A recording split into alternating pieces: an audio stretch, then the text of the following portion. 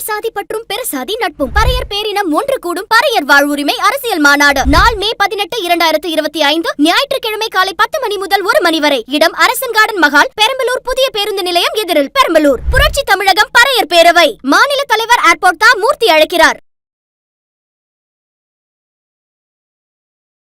மறுபடியும் மாம்பழம் சின்னம் வரும்போது எந்த அளவுக்கு சந்தோஷத்துல துள்ளி குதிச்சாங்களோ பாமக, அதை விட பன்மடங்கு நாம் தமிழ் கட்சி இப்போ இந்த சின்னத்தை கண்டு துள்ளி குதிக்காங்க.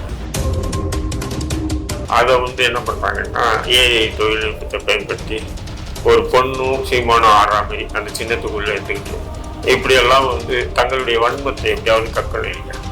அதை அவங்க தொடர்ந்து அதை கட்டிகிட்டே இருக்காங்க.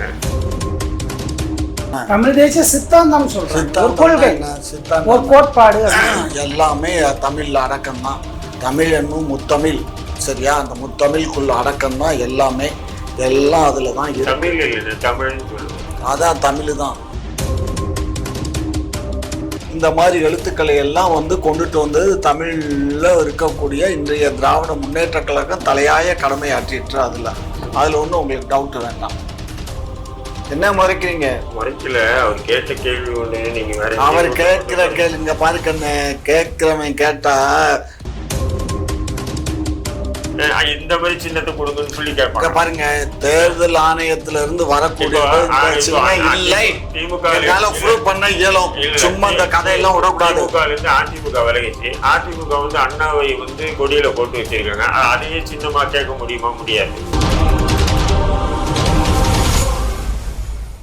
குக்கு செய்திகள் பார்வையாளர்களுக்கு வணக்கம். இன்று நம்மோடு இணைந்திருக்கிறார் இந்திய தேசிய லீக் கட்சியின் தலைவர் அண்ணன் தடா ரஹீம் அவர்களும், அரசியல் மூத்த விமர்சகர், திமுகவின் மூத்த முன்னோடிகளின் ஒருவராக இருக்கிற ஐயா காமாட்சி நாயுடு அவர்கள் இணைந்திருக்கிறார்கள். ஐயா வணக்கம். ஐயா வணக்கம். அண்ணே வணக்கண்ணே.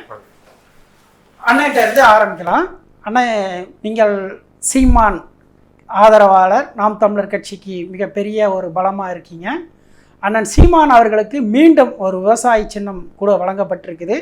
அதிலும் அவரே சின்னமாக வந்திருப்பதாக தம்பிமார்கள் கொண்டாடுகிறார்கள், கொண்டாடி கொண்டு இருக்கிறார்கள், இன்னும் கொண்டாடிட்டு தான் இருக்கிறாங்க. இதற்கு உங்களுடைய கருத்து என்னன்னா?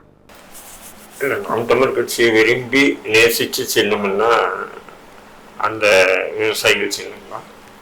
அந்த சின்னத்தை கடந்த காலங்களில் ஒரு விதமான சதிய திட்டம் தீட்டி அந்த சின்னம் அவர்கிட்ட பறிக்கப்பட்டது.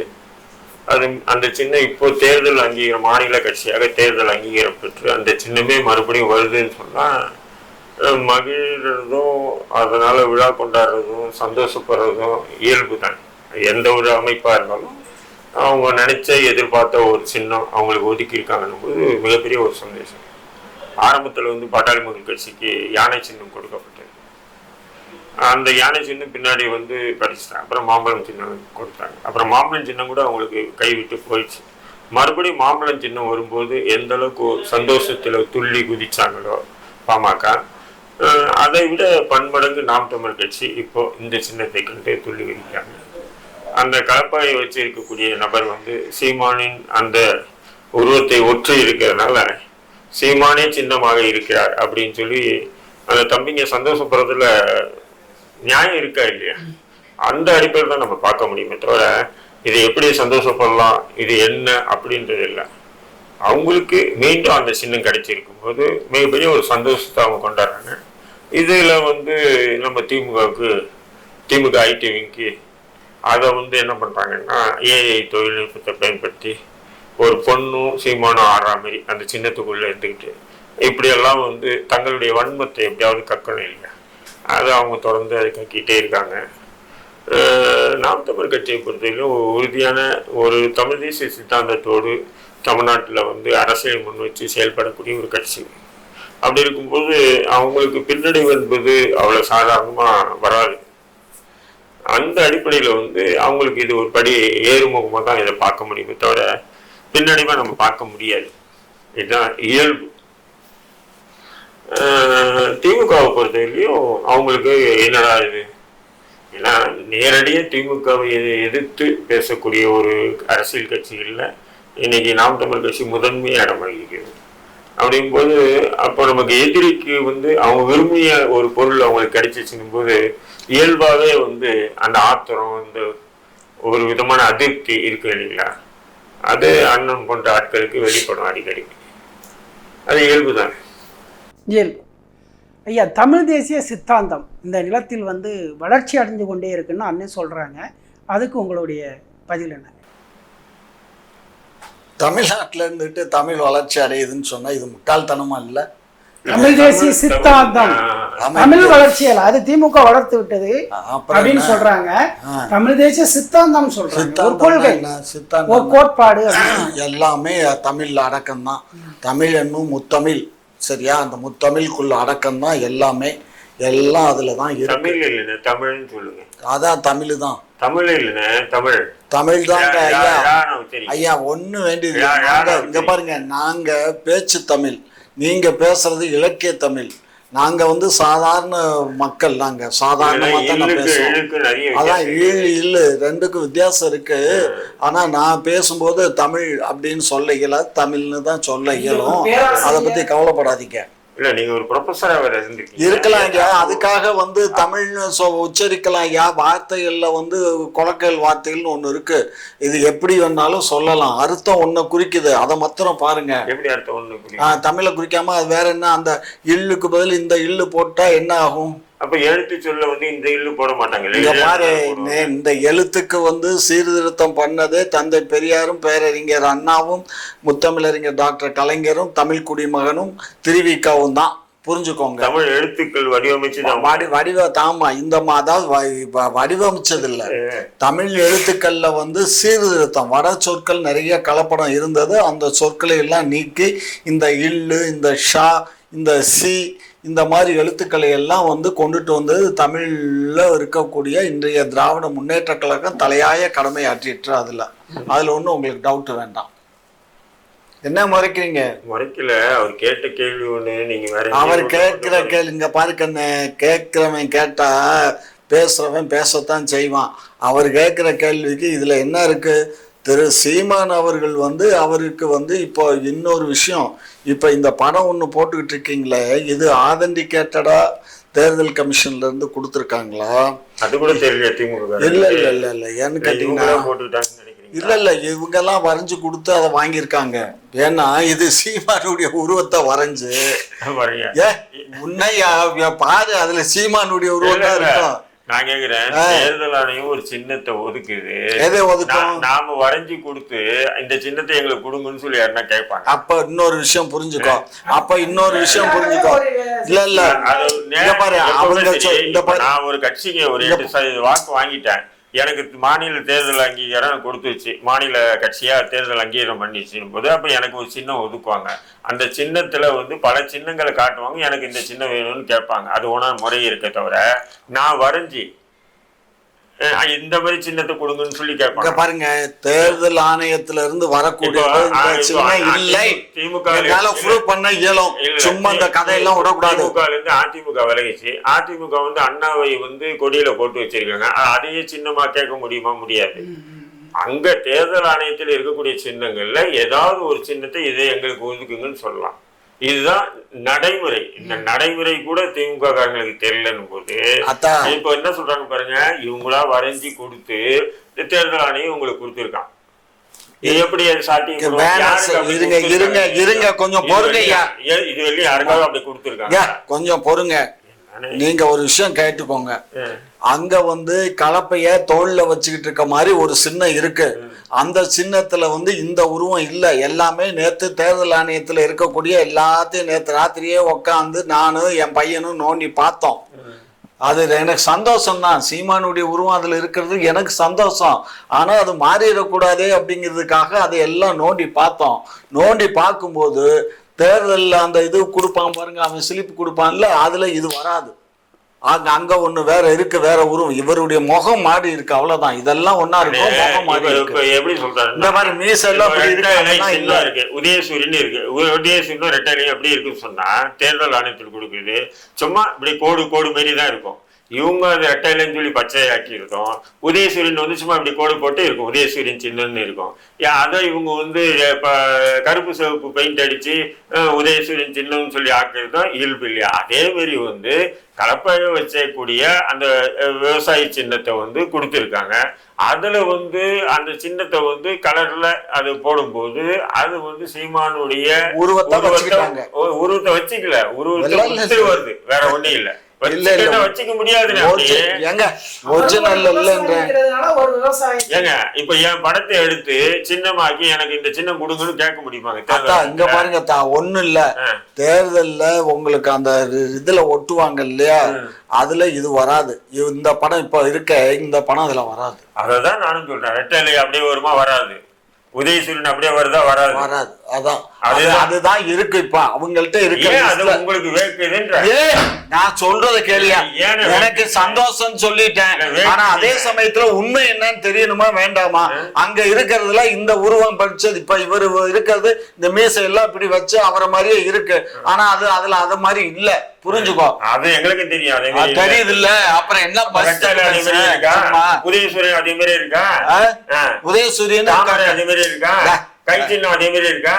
தேர்தல் ஆணையத்தில் வந்து அது வந்து பிளாக் அண்ட் ஒயிட் பிரிண்ட் அவுட்டா தான் இருக்கும், புரியுதுங்களா? அதை நீங்க ஒவ்வொரு கட்சி இப்ப கை சின்னம் வச்சிருக்கு காங்கிரஸ், அந்த மாதிரியே இருக்கு. போய் தேடினா எங்குமே கிடைக்காது சின்னம். சரியா? இப்ப நல்லாதான் அதே மாதிரி வந்து கலப்பை வச்சிருக்கக்கூடிய அந்த சின்னம் அது அவங்க வந்து கலர்ல போடும்போது அது நேச்சுரலாவே அது சீமான ஒத்து வருது. கொஞ்சம் உத்து பார்த்தா அது ஏங்க உங்களுக்கு உத்து பார்த்தாலும் தூக்கி பார்த்தாலும் உத்து பாரு இல்ல தூக்கி பாரு, அது இஷ்டம். புரியுதுங்களா உங்களுக்கு? புரியுதுங்களா? பொன்முடி எப்படி வந்து அந்த இரட்டை அர்த்தத்துல வந்து பெண்கள் உட்கார்ந்து இருக்கும் போது பேசினாரோ அதே மாதிரி பாருங்க, உத்து பாருங்க, தூக்கி இதேதான் இவங்க அந்த வட்டத்துக்குள்ளதான் இவங்க. ஆமா ஆமா ஆமா. இப்ப எதுக்கு பொன்முடி? நான் சொல்றேன், பொன்முடி வார்த்தையா சொல்றேன்.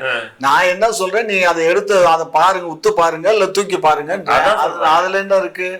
ஏயா ஒரு சின்னத்தை தூக்கி கையில வச்சு பாரியான்னு சொன்னாக்க இதுக்கு போய் இன்னும் தப்பான அர்த்தத்தை அதுலயே இருக்கீங்க. நாங்க வந்து அது கிடையாதுங்க, அது இருக்கு. இயற்கையே வந்து அதுதான், அதுலதான் இயற்கையே இருக்கு. ஆணும் பெண்ணும் சேர்ந்தாதான் இயற்கை. அது வந்து அது வந்து தவறானது, அதை விட்டுடுங்க. பொதுவாவே ஆணும் பெண்ணும் சேர்க்கை என்பது இயற்கை. பொது வழியில பேசுறது தவறுதான், அதை தவறுன்னு தான் நான் அதை எடுக்கலையா, நீங்க தான் எடுக்கிறீங்க. அதாவது அங்க பாருங்க, ஒரு பெண் ஆணை பற்றி பேசுவதும் ஆண் பெண்ணை பற்றி பேசினால் அதைத்தான் இன்றைக்கு மக்கள் பார்க்கிறார்கள். எதுவும் பார்க்கறது இல்ல. ஆணை பெண்ணை பற்றி பேசுவது தவறில்லை, ஆனால் கொச்சைப்படுத்தி பேசுவது. ஒரு திரைப்படத்தில் நடிச்சா ஒரு ஆண் பெண்ணை பற்றி பேசுவது, பெண் ஆணை பற்றி பேசுவதுதான் நீ நிறைய பேர் பாக்குறாங்க. ஆமா, அதுக்காகத்தான் வந்து பொன்முடி என்ன பண்ணாருன்னா வைணமா சிவமான்னு சொல்லிட்டு ஒரு பெரிய டெபினேஷன் கொடுத்தாரு போல இருக்கு. மேபி இருக்கலாம், புரியுதுங்களா? ஏன்னா இவர் சொல்றது வச்சு பார்க்கும்போது அப்படித்தான் இருக்கு. அதுதான் கண்ணதாசன் வனவாசத்துல அழகா எழுதிட்டான். திமுக எதை சுத்தி இருக்குன்னா இதை சுத்தி தான் திமுக இருக்குன்னு அன்னைக்கு எழுதிட்டாரு யாரு, கவிஞர் கண்ணதாசன். அதனால நான் யோகின்னு சொல்லி அந்த புத்தகம் எழுதுறேன். இந்த அயோக்கியத்தில் நானும் முதுமையான நபர் தான் எழுதியிருக்காங்க. அப்புறம் என்ன விடு, அந்த ஆளை பத்தி பேசிட்டு செத்து போய் ரொம்ப நாள் ஆச்சு. அந்த எல்லாமே எலும்பு கூட இருக்காது. ஒரு ஒப்பீடு பத்தி பேசும்போது இந்த வார்த்தைகள்லாம் வர வேண்டிய இருக்குதுன்னு ஐயா சொல்றேன். இல்ல அதை நான் சொல்றேன், ஒப்பீட பத்தி பேசுங்க, வேணாம்னு சொல்ல. அந்த உருவம் அப்படி ஒத்து போகுது, வேலை முடிஞ்சது. இங்க பாருங்க, ஏன் நீங்க உங்களுக்கு வேக்குது? இல்ல அது வந்து அவருடைய உருவம் இருந்த உடனே நேத்து முந்தா நாள் நான் பார்த்துட்டு சந்தோஷப்பட்டு தான் அந்த தேர்தல் ஆணையத்துல இது மாதிரி இருக்கான்னு பாருப்பா அப்படின்னு அது சிஸ்டத்துல எல்லாத்தையும் எடுத்து அந்த என்னென்ன சின்னம் இருக்குன்னு போடும்போது அது வித்தியாசமா இருந்தது. இல்லை இது இந்த பசங்களாம் வரைஞ்சிட்டு இந்த மாதிரி பண்ணியிருக்காங்க, அதில் இருக்கிறது இந்த மாதிரி இருக்குன்னு எனக்கு ஒரு பிரிண்ட் அவுட் எடுத்து கொடுத்தாரு. அது வந்து தேர்தல் நடக்கும்போது அந்த இதில் ஒட்டும் போது தான் அதை ஒட்டுவான். மற்ற நேரத்தில் நம்ம இதை யூஸ் பண்ணிக்கலாம், அதனால ஒன்றும் தவறு இல்லை. இருக்கு, 2 கரும்பு இருக்கணும், அது கரும்பு இல்லை, அதுக்கு போய் அதான் கலப்பையை தூக்கி தோல்ல வச்சுக்கிட்டு உழ போறாரு மாப்பிள்ள. உழட்டும், எத்தனையோ பேரை உழுதுங்கெல்லாம் பார்த்துட்டோம். இப்போ புதுசாக இவரும் உழ போறாரு. அட மாப்பிள்ளை எங்கேயா போறாரு, உழுகத்தானே போறாரு, நல்லா வளவட பண்ணட்டுமியா, நல்ல விவசாயம் தலைக்கட்டும். அதே எப்படி நீங்க திராவிடர் அவர் தமிழ் தேசிய சிந்தனை எப்படி மாப்பிள்ளை ஆகிடுவார் உங்களுக்கு? எப்படி அவர் மாப்பிள்ளை ஆகிடுவாரு? ஏயா எங்க பொண்ணை தனியா கல்யாணம் பண்ணியிருக்காரு. அவர் வீட்டுக்காரம்மா யாரு? அப்படியா? என்ன அப்படியா தெரியாத மாதிரி இந்த வேலை தானே வேண்டான்றது. அவரு காளிமுத்து மகளை கல்யாணம் பண்ணிரு. காளிமுத்து பச்சை தமிழர். பச்சை தமிழன். கலைஞரே வந்து விரல விட்டு ஆட்டினவர். பால் மடி பூக்காது, மீண்டும் கருணாநிதி ஆட்சி வராதுன்னாரு. அதே காளிமுத்து நானும் அவரும் படிக்கிற காலத்துல இருந்து ஒன்னா பிறந்து வளர்ந்தவங்க. சரியா? அவரு அரசியலுக்கு எனக்கு முன்னாடி வரல, எனக்கு பின்னாடி தான் அவர் அரசியலுக்கு வந்தாரு. சரியா? முன்னாடி ஓடுனாலும் அதுக்கப்புறம் மந்திரி ஆகி எல்லாம் சும்மா இருக்கும்போது திரும்ப மறுபடியும் நான் தான் காலேஜுக்கு கூட்டிட்டு போய் நம்ம காலேஜ் நான் செக்ரட்டரியா இருக்கும்போது நம்ம காலேஜில் தான் உட்காந்து வச்சு அவருக்கு ஒரு டேபிளில் போட்டு சேரை போட்டு ஒரு பேப்பரை கொடுப்பேன், உட்காந்து எழுதுவார், மாப்பிள்ளை எழுதிட்டே இருப்பார். சரியா? அதெல்லாம் ஒரு காலங்கன்னு. அவர் நான் காமராசு 2 பேரும் இணைபிரியா நண்பர்கள் எல்லாம் தியாகராஜா காலேஜில் பிஏ படிச்சுட்டு இருந்தாங்க. அதுக்கப்புறம் அதெல்லாம் வேண்டாங்கன்னு பழைய ஹிஸ்டரியை போய் நான் தமிழ் தேசிய சித்தாந்தம் தானே எல்லாமே. தமிழ் எங்கும் தமிழ் எதிலும் தமிழ். எது தெரியுமா? எங்கும் தமிழ் எதிலும் தமிழ். வேற என்ன வேணும்? அதுல என்ன சித்தாந்தம்? ஆமா ஆமா, எங்கும் தமிழ் எதிலும் தமிழ். இங்க பாரு, அதுல என்ன தடா ரஹீம் தடா ரஹீம் ஏயா இப்ப ரஹீம்ங்கிற பேர், ரஹீம்ங்கிறது உங்களது தமிழ் எழுத்தாது. தமிழ் எழுத்தா? எனக்கு இஸ்லாமிய இருக்கு, எனக்கு தமிழ் பேர். ஏன் ரஹீம் ஏன் தமிழ்ல எழுத வேற எழுத்து இல்லையா? அந்த வடமொழி எப்படி உங்க மனமாற்றாங்க? இதுதான் திமுக. நீங்க எங்கும் தமிழ் எதிலும் தமிழ்ன்றீங்களா? அப்ப ரெட்ஜென்ட்ன்றது தமிழ்ல வாக்கினீங்களா? சன் டிவின்றது தமிழ்ல வாக்கினீங்க? அது தொழில் ஸ்தானத்துக்கு பேர் வைக்கிறதுக்கு நான் வந்து எங்கும் தமிழ் எதிலும் தமிழ்னு சொல்லி ஏமாத்தி ஊரை ஏமாத்தி ஆட்சியை நடத்திட்டு இருக்கேன். உங்க பேரை மாத்திக்கிட்டேன் என்ன? ஏங்க ஸ்டாலின்ங்கிற பேரை மாத்தணுமா? ரெட் ஜாயின்ங்கிற தொழில் பண்றாங்க, அந்த தொழில மாத்தணுமா? இது என்னங்க? அப்ப தொழில் நிறுவனங்களுக்கெல்லாம் தமிழ் பேர் சூட்டுங்கன்னு சொல்லி முதல்வர் ஏன் அறிக்கை? தொழில் வியாபார ஸ்தலங்கள், வியாபாரம் வேற, இது வியாபாரமா? இது ரெட் ஜாயின்ஸ் மூவிஸ்ங்கிறது திரைப்படங்களை வந்து விநியோகம் பண்ணக்கூடிய ஒரு நிறுவனம். அது வியாபாரம் இல்லையாங்க? அது வியாபாரமா இருந்தாலும் அதுல ஒண்ணும் இப்ப எங்க ரெட் ஜாயின் மூவிஸ்னு போர்டை போட்டு அப்படியே நாங்க பாத்துக்கிட்டே தெரியுறீங்க. எந்த இடத்துல என் ஆபீஸ்ல கூட ரெட் ஜாயின் மூவிஸ்னு போடல. சும்மா என்னத்தையா பேசிட்டு சும்மா இல்ல வாய் புளிச்சதோ மாங்காய் புளிச்சதோன்னு இந்த மாதிரி பேசுறீங்க. எப்படி உங்களால பேச இயலுது? தொழில் வியாபாரமே இல்ல. ஏங்க அவங்க இங்க பாருங்க, ரெட் ஜாயின் மூவிஸும் சரி, ஸ்டாலின்ங்கிற பேரும் சரி. ஸ்டாலின்ங்கிற பேரு அவரு 72-73 வருஷத்துக்கு முன்னாடி அவர் வந்து ரஷ்யாவினுடைய அந்த ஸ்டாலினுடைய பேரை அவருடைய பையனுக்கு வச்சிருக்காரு. அதே மாதிரி எங்க உறவினர் எனக்கு பெரியப்பா வேணும் அழகிரி, அவர் அழகிரியும் இவரும் கலைஞரும் ரொம்ப நெருங்கிய நண்பர்கள். அதனால அழகிரியுடைய பேரை அவருடைய பையனுக்கு அழகிரின்னு வச்சாரு. இதெல்லாம் ஒரு பெரிய விஷயம். இந்த பேரை பத்தி எடுக்கல. அப்புறம் நீங்க சொன்னது இந்த பேர் பலகையே இப்ப சமீபத்துல முதல்வர் எல்லாம் தமிழ் பேர் பலகையா மாத்துங்கினாரு. இது எப்படி இருக்குன்னு சொன்னா, சமீபத்துல இதே முதல்வர் வந்து இளைஞர்களை போதைக்கு அடிமையாகின்னு சொல்லிட்டு டாஸ்மாக் கடையை வச்சு விற்பனை பண்றாரு. அதே மாதிரி தான் இவர் என்ன பண்றாரு, தமிழ் பெயர்கள் வைங்கன்னு சொல்றாரு. ஆனா தன்னுடைய குடும்பத்தில் தன்னுடைய மகன் சார்பா ரெட்ஜென்ட்ன்றது அதுக்கு தமிழ்ல வைக்க வேண்டியதான். தமிழ்ல பேரே இல்லையா? ஏங்க ஒரு ரிஜிஸ்டர் சார் ஒரு அதை விட்டுட்டு சார் இங்க பாருங்க, போர்டுங்கிறது வந்து ரிஜிஸ்டர் பண்ண வேண்டியதுல பெர்மிஷன் கார்பரேஷன்ல வாங்கினா போர்டு வச்சிடலாம். ரெட் ஜாயின் மூவிஸ்ங்கிறது சாதாரணமா வைக்க இயலாது. அது வந்து இந்திய கவர்மெண்ட் இந்திய ஆணையத்துல வந்து பதிவு செய்யப்பட்டு தான் அந்த பேர் வைக்கணும். அதுதாங்க தமிழ்ல பேர் வச்சு பதிவு செய்ய மாட்டாங்க. பதிவு செய்வாங்க. வைக்கும் போது அந்த பேர் வச்சாச்சு. அதை இப்ப நாங்க மாத்தி அமைக்கணும்னா ஊருக்குன்னா இப்ப சாதாரணமா போர்டு எங்க சாதாரண போர்டுக்கு இப்ப பலசர கடையில பிச்சை பலசர கடைங்கிறத வந்து ஹிந்தியில எழுதியிருக்கான், இல்லைன்னா கர்நாடகத்துல எழுதியிருக்கான், இங்கிலீஷ்ல எழுதுறான். அதை தமிழ்லயும் பிச்சை பலசர கடைன்னு போடியான்னு சொல்றான். இதுல என்ன கஷ்டம்? நானும் சொல்றேன். நீங்க என்ன பண்ணா சிகப்பு விளக்கு அதாவது புத்தி எங்க போது பாரு. அதாவது நம்மளை குறை சொன்னாரு, இப்ப அவரு பொன்முடி பேசினாரு வச்சாருன்னு. இப்ப இவர் ரெட் ஜாயின் மூவிஸ்ன்னு சொன்ன உடனே இவருக்கு ரெட் லைட் ஏரியாவுக்கு புத்தி போகுதுன்னா இவர் வயசுக்கு இதெல்லாம் சரிதானா? நான் சொன்னது ரெட் ஜெயிண்ட் இல்லையா, அது மொழிபெயர்த்துனா சிகப்பு விளக்கு இது ஆக்கலாம், அந்த இது பண்ணணும் அப்படின்னு சொன்னது. எப்படி விளக்கு அங்க ரெட் ஜாயின் மூவிஸ்க்கு ரெட் லைட் விளக்குன்னு எங்கேயா வரும்? என்ன சோப்பு ரெட் லைட், ஒரு ரெட் லைட் ஏரியான்னு சொல்றது என்னன்னா, அது வந்து அது ஒரு அதாவது என்ன சொல்றது, அது அணையா தீபம் மாரி அதுக்கு பேரு பொருள்படுது. அதனாலதான் சொன்னேன் சிவப்பு விளக்குன்னு வரலாம் வருதுன்னு. உங்களுக்கு எல்லாம் வரும் ஐயா, சிவப்பு விளக்கு வரும், எல்லாம் வரும். நீங்க பார்க்காத லைட்டா அதெல்லாம் நீங்க பார்த்திருப்பீங்க. ஐயோ, நான் திமுக காரன் இல்லைன்னு ஆரம்பத்துல திமுக இருக்குவேன். நீங்க சொன்ன திமுக காரனா இருந்தா, திமுக கார முஸ்லீமா இருந்தா நீங்க சொன்ன மாதிரி எல்லாம் பார்த்துருப்பாங்க. நாங்கெல்லாம் ஒழுக்கம் என்ற அந்த நேர்கோட்டில் செல்லக்கூடிய நபர்கள். 5 நேரம் தொழுக எல்லாமே அது மட்டும் இல்ல, ஒழுக்கம் என்ற அந்த நேர்கோட்டில இருந்து இப்படி நகர மாட்டோம். சரி, அதனால நிறைய இடம். அப்ப நான் ஒத்துக்கிறேன் ஐயா. தடா ரஹீம் அவர்கள் ஒழுக்கத்தின் சிகரம், உத்தமன், உத்தம புத்திரன். போதுயா, போதுமா? இல்ல நீங்க சொல்றீங்களா, அதுக்கு சொல்ல வரதா எனக்கு சந்தோஷத்தா. நீங்க 5 நேரம் தொழுக பண்ணி இவருக்கு ஒரே ஒரு விரக்தி என்ன, சீமானுக்கு அவங்க விரும்பின சின்னம் கிடைச்சிச்சு.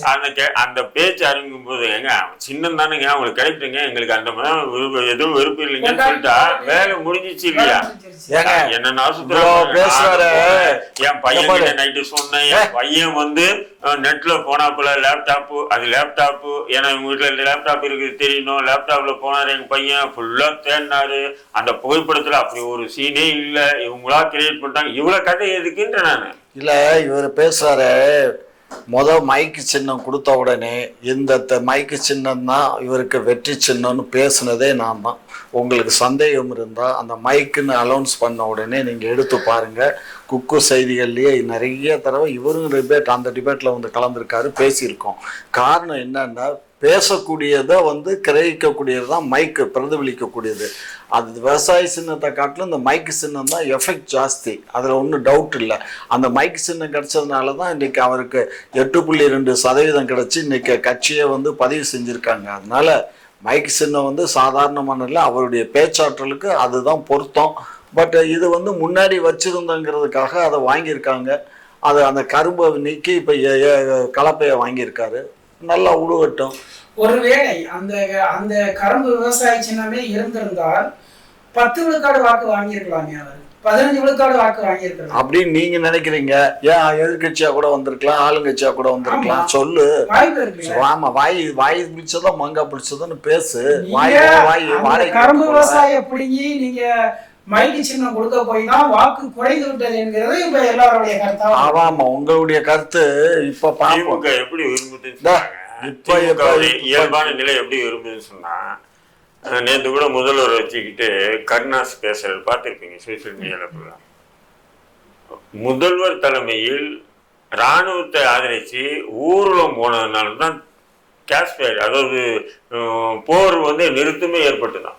எப்படி இந்தியா பாகிஸ்தான் போர் நிறுத்தது காரணமே எங்க தளபதி ஸ்டாலின் அவர்கள் இந்த இந்தியா ராணுவத்தை ஆதரிச்சு ஊர்வலம் போன உடனே அமெரிக்கா உள்ள புந்துட்டு போரை நிறுத்துறான்ட்டாங்க.